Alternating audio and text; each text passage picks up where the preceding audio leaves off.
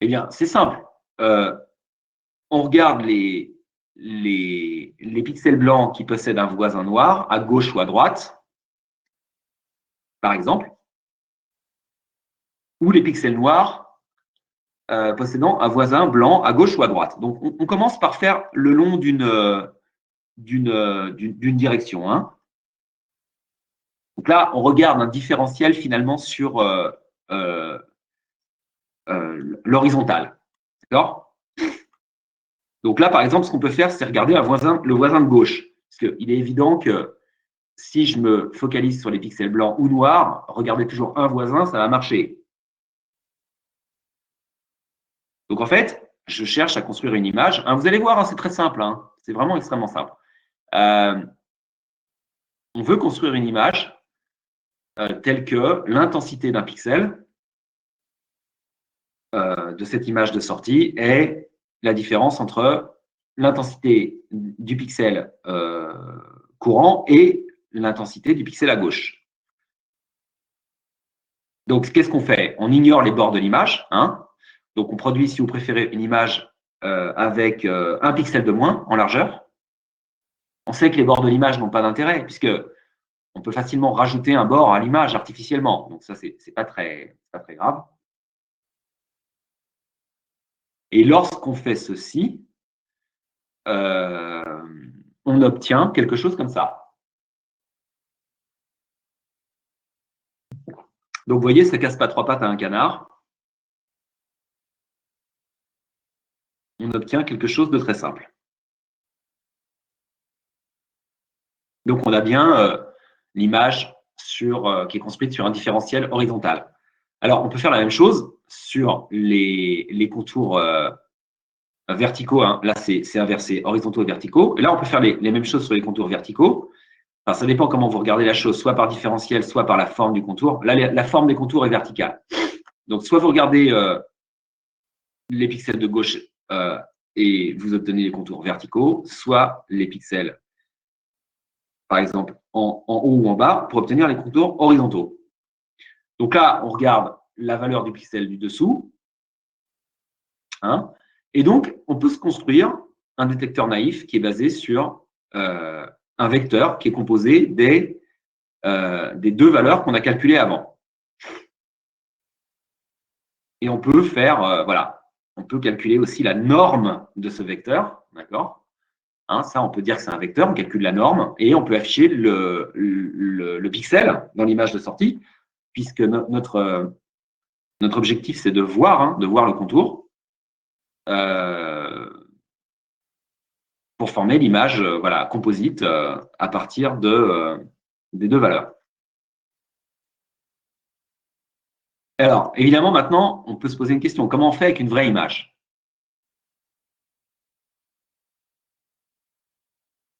Donc, comment on peut faire avec une vraie image?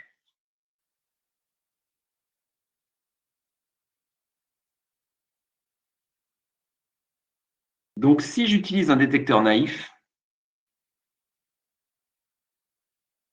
alors, attendez, juste une seconde.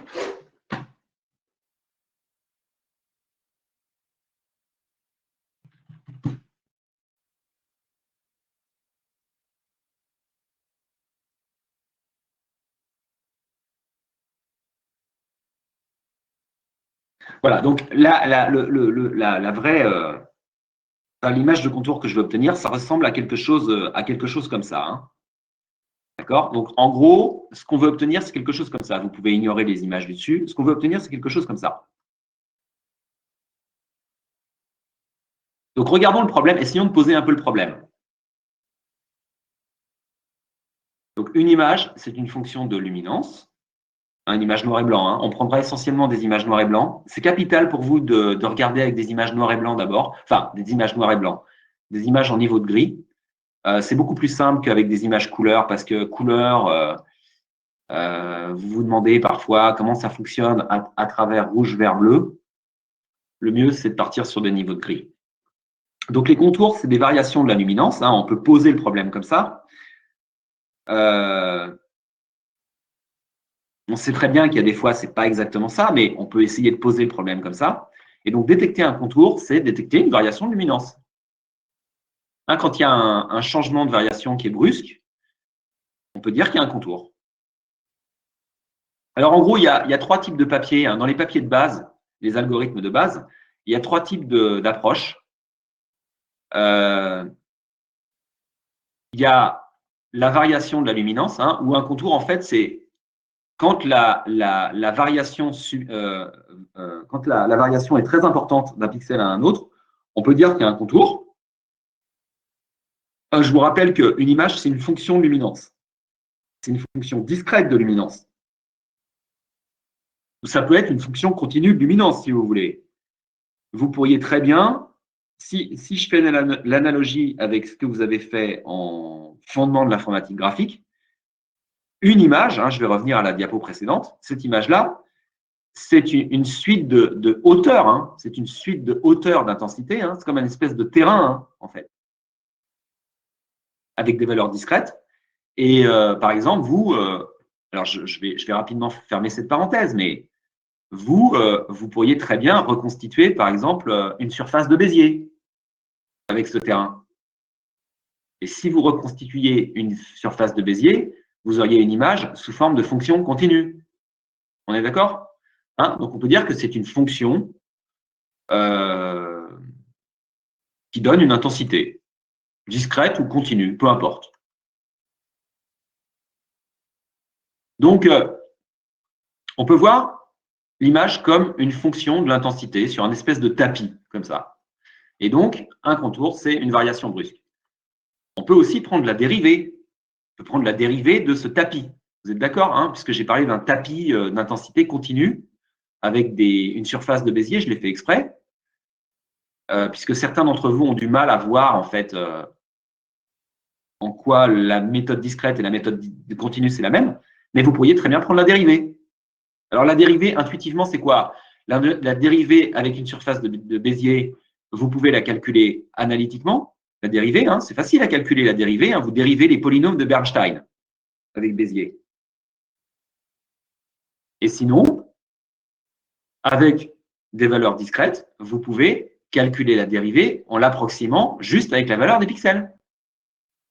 Et sinon, il y a une troisième manière. Alors, quand vous avez la dérivée, c'est quoi un contour? Ben, un contour, c'est quand ça fait ça.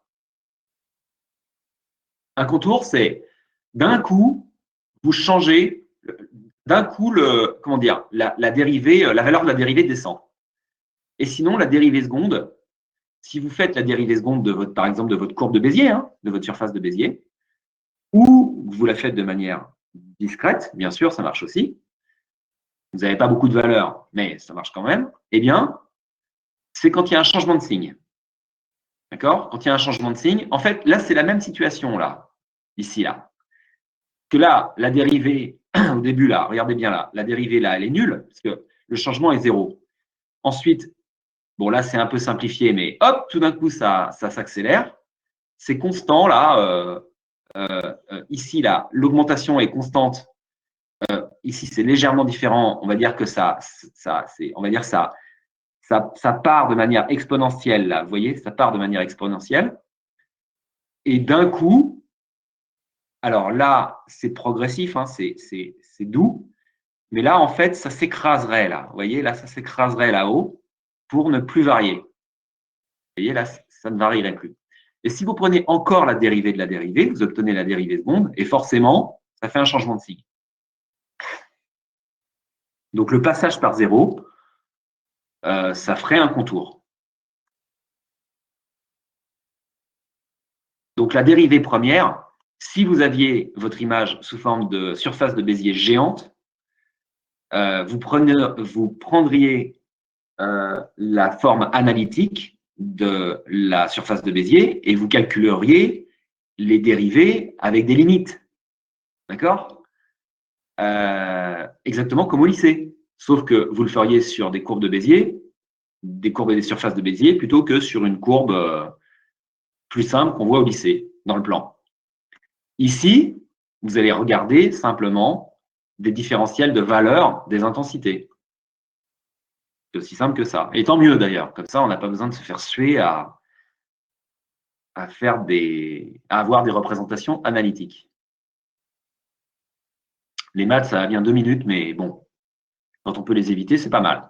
Donc, on peut aussi, alors ça, vous pouvez oublier hein, le Laplacien. Vous pouvez aussi construire le carré des dérivés, d'accord? Et vous gardez en fait les pixels pour lesquels ce delta i là s'annule en changeant de signe. D'accord? Donc, ce qu'il faut retenir essentiellement ici, hein, donc là, le gradient, hein, ça c'est un gradient. Hein. Vous savez, le gradient, c'est l'ensemble des dérivés par rapport à chaque variable. Hein, la dérivée de l'intensité par rapport à x et la dérivée de l'intensité par rapport à y. Vous vous souvenez le vecteur normal? Hein, le vecteur normal d'une surface, y compris le vecteur normal d'une surface de Bézier. C'est la dérivée, en fait, c'est la pente hein, sur x, la pente sur y, hein, le vecteur normal. Et ensuite, cette pente sur x, cette pente sur y, ça vous donne des vecteurs. Et ensuite, vous faites le produit vectoriel entre ces vecteurs et vous obtenez le vecteur normal. Hein, c'est ça. Hein. Avec le gradient sur une surface de Bézier, vous fabriquez le vecteur normal.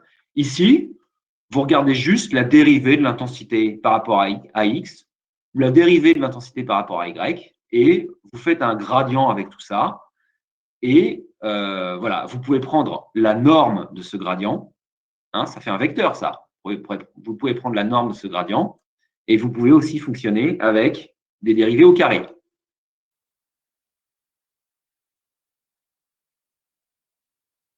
Donc là, les dérivés au carré, ça fait bien un scalaire, là. Hein, d'accord? Ça fait bien un scalaire.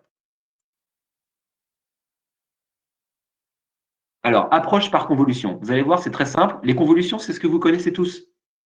Les convolutions, ce sont les filtres Photoshop que vous avez tous utilisés à un moment ou un autre. C'est tout. En plus, ce qui est bien, c'est que ça n'a rien à voir avec les convolutions utilisées dans le deep learning, qui ont une profondeur. Là, c'est simplement des filtres tout bêtes. Et c'est ce qu'on va faire ensemble dans les TP. Ça, c'est un filtre Photoshop. Ça, c'est l'algorithme le plus simple que vous voyez en M1. Une convolution, c'est quoi? Vous regardez un pixel, d'accord? Vous regardez un pixel et vous appliquez un filtre sur le pixel. C'est tout. Donc là, le fois-fois, là, c'est vous appliquez le filtre K sur le pixel I1. D'accord? Alors, quand vous appliquez le filtre K sur le pixel I1, le filtre K, il va regarder les voisins du pixel I1. D'accord? Il va regarder les voisins du pixel I1. Donc, typiquement, vous voulez faire un flou ou vous voulez faire un sharpen. C'est-à-dire, un sharpen, vous savez, c'est exacerber les détails d'une image. D'accord? Tout ça, ça fonctionne avec des filtres. Donc, ça peut être des filtres 3 par 3, ça peut être des filtres plus gros, ça peut être beaucoup de choses. D'accord? Et donc, voilà. Et donc, ça, c'est la formule générale d'un filtre Photoshop hein, qui se programme en 10 minutes. Et donc, ça consiste à utiliser tous les pixels qui font partie du noyau de convolution, d'accord, autour du pixel central, et appliquer, vous voyez, un produit. En fait, c'est une pondération.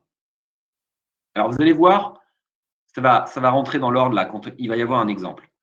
Alors, là, je vous ai donné la formule générale des filtres des noyaux de convolution et la manière d'appliquer ces noyaux sur les pixels d'une image.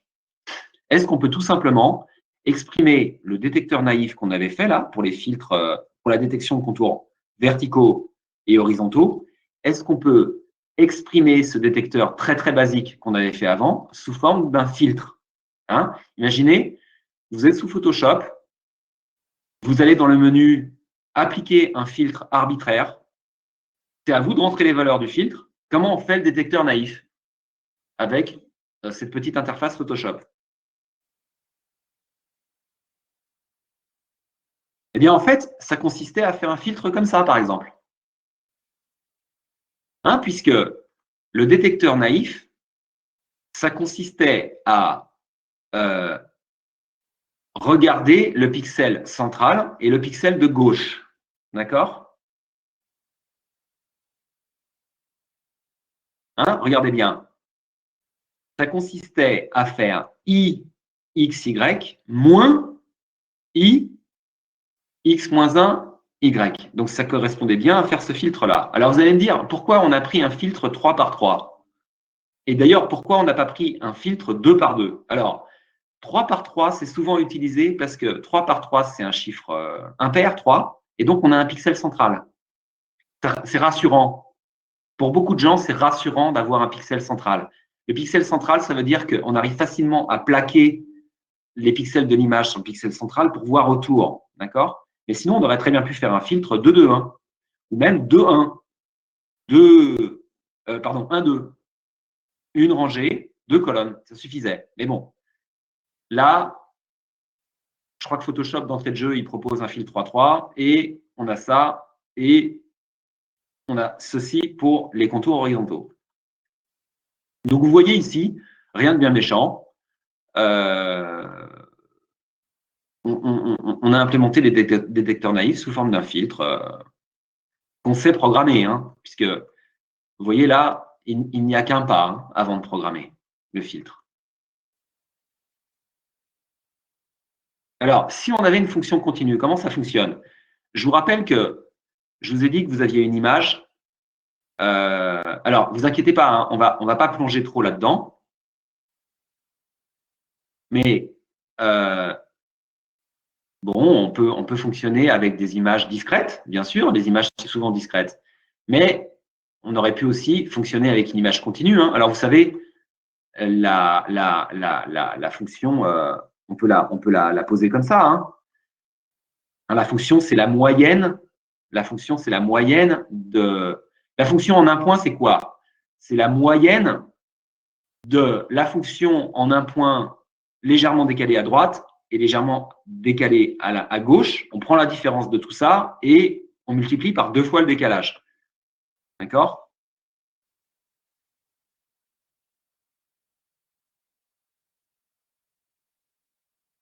Donc, pour la dérivée, c'est ça. Hein. Pour la dérivée, c'est la dérivée discrète. Ça, c'est la dérivée, pardon. La dérivée, hein, je vous ai dit, la fonction, c'est la fonction dérivée. La fonction dérivée dans le cas discret, c'est vous regardez l'intensité du pixel à droite. Hein, vous ne pouvez pas faire autrement hein, parce que vous ne pouvez pas faire x plus, je sais pas moi, 0,001. Donc, vous êtes obligé de regarder le pixel sur la droite, le pixel sur la gauche, par exemple, et de diviser par 2.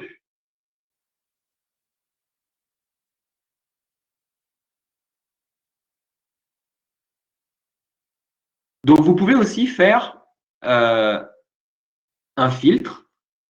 Alors là, il y a des noyaux de convolution de 2. Donc, vous voyez, voilà, là, ici, on a fait ce qu'on a fait avant, hein, finalement. Là, j'ai pris le pixel de droite et le pixel de gauche. Et vous voyez, c'est toujours une affaire de pixels, de différentiel entre pixels. Donc, finalement, ce qu'on fait, c'est on travaille avec les dérivés, finalement, tout le temps. Donc, le filtre de Roberts, en fait, ça consiste à utiliser toujours la même formule, mais sur la diagonale. Hein, on regarde cette première diagonale, cette deuxième diagonale. Hein, on calcule la différence entre les intensités sur les diagonales. Une fois qu'on a la différence des intensités sur les diagonales, on met ça au carré. On calcule, ça forme un vecteur en fait, on calcule la norme de ce vecteur et ça nous permet de faire une image de contour. Donc ça, vous allez le faire en TP. Vous obtenez une image comme ça. Ça, ici, c'est l'image qui correspond à la première diagonale. Ça, c'est l'image qui correspond à la deuxième diagonale. Et ça, c'est l'image qui correspond aux intensités telles qu'elles sont données par cette formule-là. Donc, vous voyez, c'est pas mal. Hein. C'est pas mal. Mais si vous regardez bien, c'est un peu… alors, c'est bruité déjà et c'est épais hein, quand même. Hein. Très épais. Hein. Alors, je vais ouvrir une petite parenthèse très rapide, un peu comme j'ai fait au début du cours. Donc, à quoi ça sert tout ça? Même avec du deep learning. D'accord? Eh bien,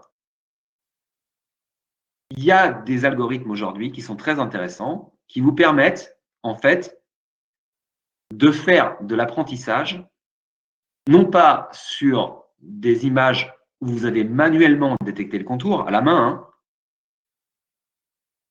mais ça vous permet de faire de l'apprentissage directement sur des contours faits automatiquement.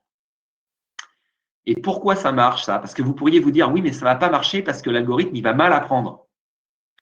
Ça va marcher si vous lui donnez en grand nombre.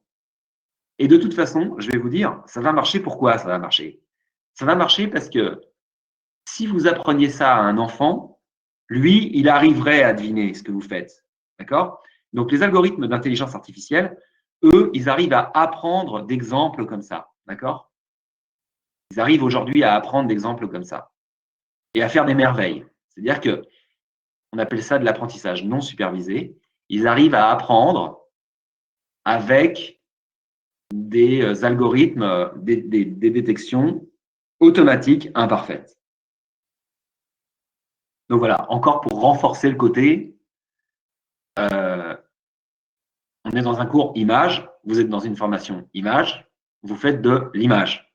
Voilà. Et donc, vous avez dans votre bagage culturel des algorithmes images par rapport à des étudiants qui n'auront pas ça. D'accord? Si un jour on vous dit, voilà, pourquoi tu veux faire du traitement d'image, pourquoi tu veux faire de la vision par ordinateur ou d'autres choses, hein, puisque il y a des algorithmes de synthèse d'image par IA qui fonctionnent de la même manière, en fait. Il y a besoin de tous ces algos dedans. Ben, vous pourriez dire, oui, mais moi, je sais faire ça. Dans des cours sciences des données, il n'y a pas ça. Hein. Il n'y a pas ces algorithmes-là. Alors, pour l'instant, c'est simple et vous pouvez vous dire, oui, mais tout le monde peut le voir, ça. Oui, pour l'instant, c'est simple. Mais je demande à voir par la suite ce qu'en penseraient des étudiants en sciences des données. Voilà. Donc là, on a vu un filtre, le filtre de Roberts. Je ferme la parenthèse. Et vous voyez que ça ressemble beaucoup au détecteur naïf. Ça marche un peu mieux, mais ça marche pas. C'est pas tonitruant. Hein. Et voilà, le résultat était assez bruité. Alors, ceux qui ont mis l'image en plein écran, alors sous Big Blue Button, n'hésitez pas hein, à mettre l'image en plein écran et à revenir de temps en temps sur l'espace de chat. Voilà, c'est pour mieux voir les détails. Et donc voilà, le résultat est assez bruité, c'est pas non plus génial. Notamment, si vous regardez bien et si vous zoomez en bas là, vous allez voir que voilà, dans le haut du bâtiment et même autour des fenêtres, il y a quand même plein de petits pixels qui ne vont pas.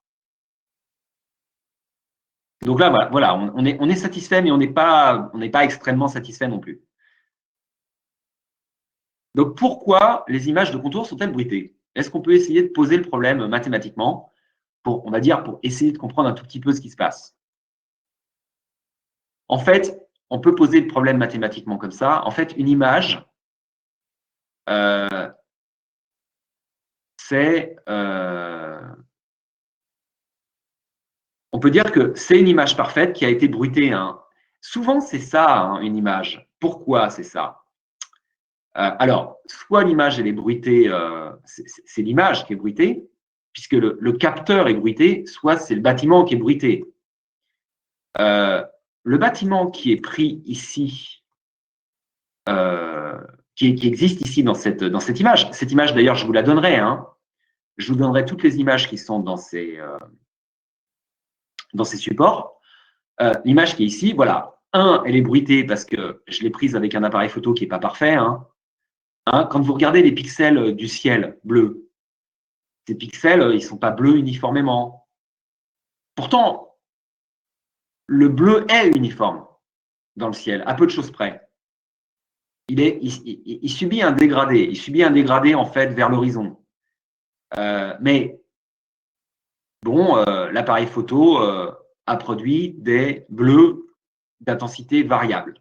Donc là, en fait, si vous regardez bien, en fait, une fois que je vous aurai donné les images, en fait, il y a des variations de bleu. Et alors,